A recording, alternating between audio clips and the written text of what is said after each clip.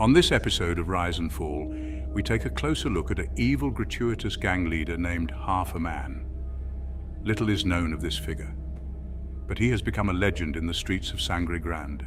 He is still well respected, and his name sends chills to those who remember him. Half a Man.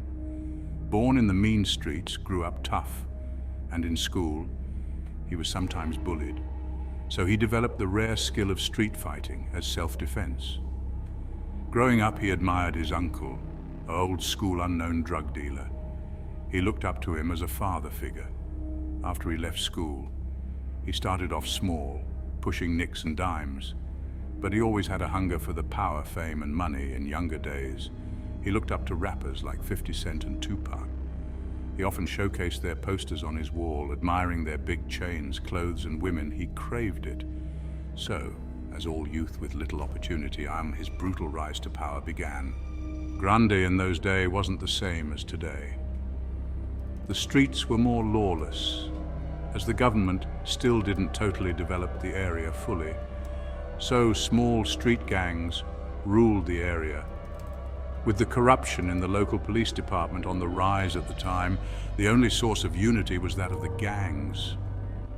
And with the death of his uncle, seeing an opportunity, Halfas took control. With his newly acquired drug block functioning, he began to paint his room in dark green camouflage pattern, mirroring his militant approach to the drug world. Known for being a deadly fighter, sometimes beating or stabbing his victims to death, he began to get guns from the Colombian cartel he dealt with, and with that, he locked the streets with an iron grip. Nobody dared to cross him. His skill of sharp shooting was also a deadly advantage for him. So with the Sangre Grande police in his back pocket, his drug ring could function smoothly and undisturbed. Halfas, a known lover of old gangster movies like Scarface, dreamed of the big times, with the ever-famous words of Tony Montana tattooed on his chest, "The world is yours." But although his come-up was short, it was a deadly one. As he began to create a name, killing off any enemy himself with speedy reprisal, his brutality grew. In Port of Spain, although miles away, felt his wrath of power. Many times doing business with the likes of Fresh and Croc, his wealth grew, and he helped poor unemployed youths in the area build homes, and helped who he could, but the heads of government had their eyes on him. But he was well respected in life and even death. But during the rise of the G-Unit gang in Port of Spain, and with the popular gangster rap culture growing in Trinidad, everybody wanted to be a gangster. So with more fame brought more enemies.